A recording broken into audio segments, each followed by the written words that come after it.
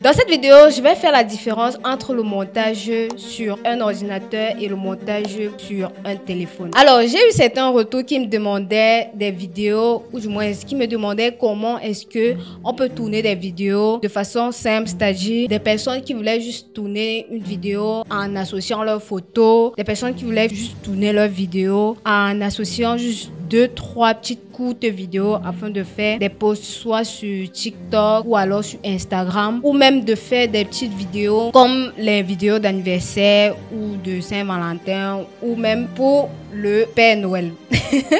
Alors, dans cette vidéo, donc, je vais te montrer comment est-ce que ça se passe. Alors, pour cette vidéo, c'est vrai que vous n'avez pas besoin de beaucoup de ressources. Vous avez juste besoin de votre téléphone. Ça, c'est vrai. Parce qu'il y a certaines applications mobiles qui permettent effectivement de faire des montages assez simples, qui ne nécessitent pas trop de ressources et qui permettent d'avoir des rendus vraiment bien. C'est-à-dire des rendus qui sont capables de vous satisfaire. Ça, c'est vrai. Alors, dans cette vidéo, donc, je vais te montrer la différence véritable qui existe entre le montage vidéo qui se fait sur machine et le montage vidéo qui se fait sur ces différentes applications mobiles. Tout d'abord, je vais commencer par citer les différentes applications mobiles qui existent permettant de faire des montages vidéo sur un téléphone. Bien évidemment, je ne vais pas tout citer, c'est une liste vraiment exhaustive, mais je vais me concentrer sur ce que beaucoup de personnes connaissent et aussi sur les logiciels qu'on va très prochainement aborder. Car dans les prochaines vidéos, je vais faire une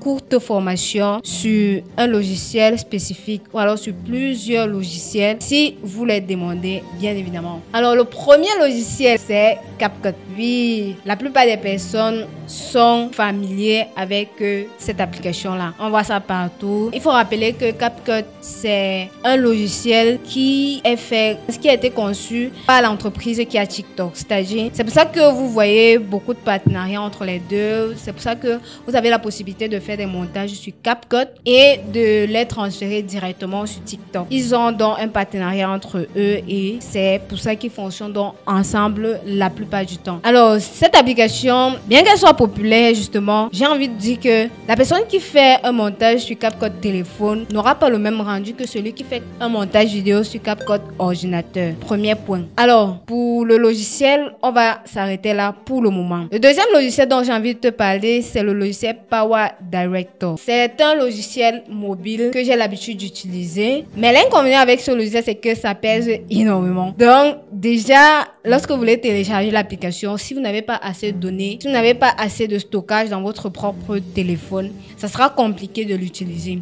Ça sera compliqué de la voir, même ne serait-ce que la voir et de l'installer. Mais c'est un logiciel facile à utiliser. C'est un logiciel intuitif. C'est-à-dire intuitif dans la mesure où c'est facile pour vous d'auto-apprendre comment est-ce que ça fonctionne. Et c'est aussi facile d'avoir des rendus assez simples, mais épurés, beaux, dynamiques. Le prochain logiciel dont j'ai envie de parler ici, c'est le logiciel Viva Video. C'est un logiciel que j'ai eu à utiliser depuis longtemps, je crois. Je faisais encore des vidéos téléphone, c'est-à-dire je rassemblais mes photos et puis je mettais musique de fond, je mettais les petites transitions. C'est aussi assez intuitif, c'est-à-dire vous pouvez voir un bouton, vous ne savez pas trop à quoi ça sert, mais il faut juste essayer justement, c'est-à-dire vous cliquez juste dessus et puis vous voyez ce que ça fait. C'est un logiciel assez simple d'utilisation et ça peut vous permettre justement d'avancer dans vos petits projets que vous voulez faire sur le téléphone. Alors, voici les 3 logiciels que j'ai déjà eu à utiliser personnellement. Je sais qu'il y en a beaucoup d'autres logiciels, mais je n'ai pas envie de vous citer ça de façon exhaustive pour ne pas vous perdre parce que dans une ancienne vidéo que j'ai faite justement, j'ai dit que pour un montage vidéo, lorsque vous commencez, c'est important de ne pas vous perdre en utilisant plusieurs logiciels en même temps. C'est important de vous concentrer sur un seul logiciel, de le maîtriser et puis d'avancer avec le temps. Alors, dans les prochaines vidéos, je vais donc faire une petite formation sur CapCut. Et si vous voulez donc que j'approfondisse avec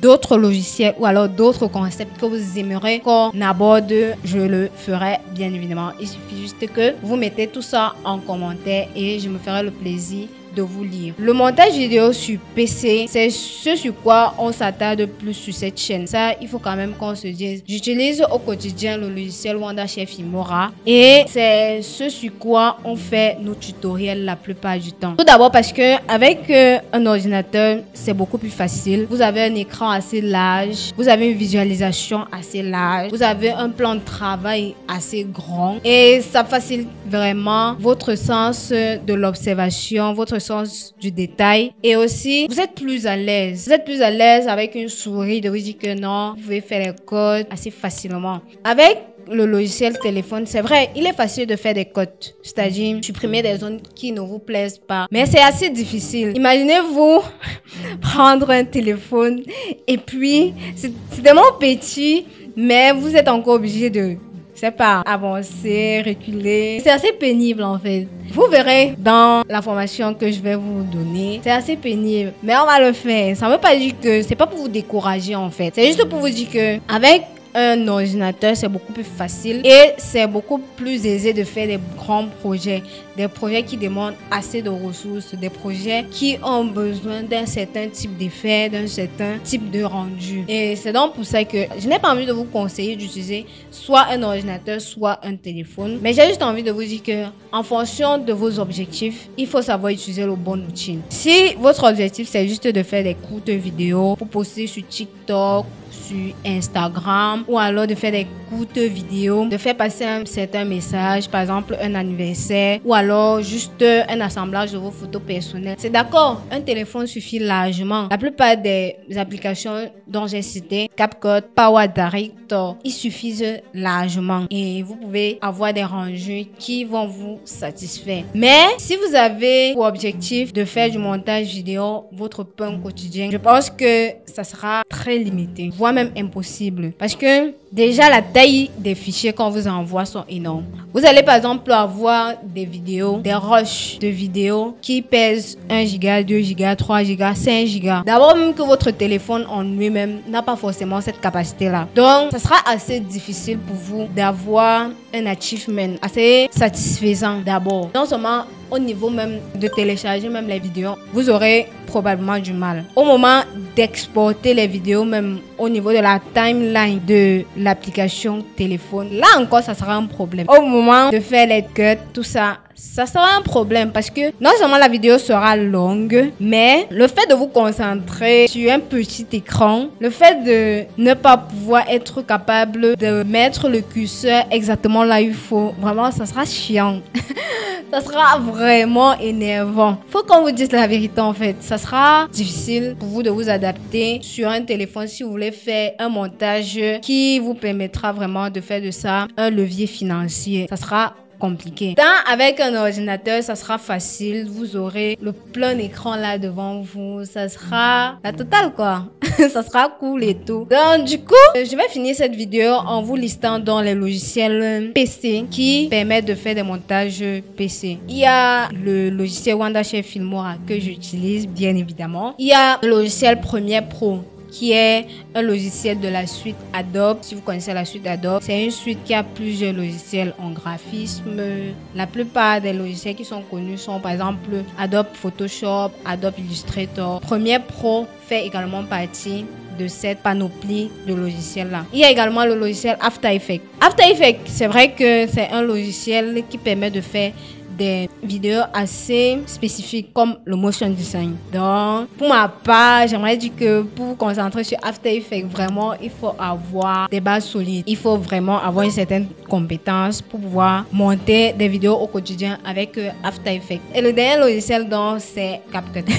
Il y a le CapCut téléphone, il y a le CapCut ordinateur. Ils ont certes des similarités, j'ai envie de le dire, mais avec l'ordinateur, je vous assure, le rendu est beaucoup plus satisfaisant. Le rendu est beaucoup plus professionnel, surtout avec des grands projets comme je l'ai dit tantôt. Alors pour cette vidéo, c'est donc tout ce que je voulais te partager. Si tu as aimé, n'hésite pas à liker, partager, commenter et de t'abonner. Si tu as donc besoin de mes services en tant que monteur vidéo, n'hésite pas à me contacter via mon WhatsApp professionnel dont le lien est en description de cette vidéo ou alors par mail et je me ferai le plaisir de répondre à vos différentes préoccupations. D'ici là, on se dit à très bientôt pour une prochaine vidéo. Ciao!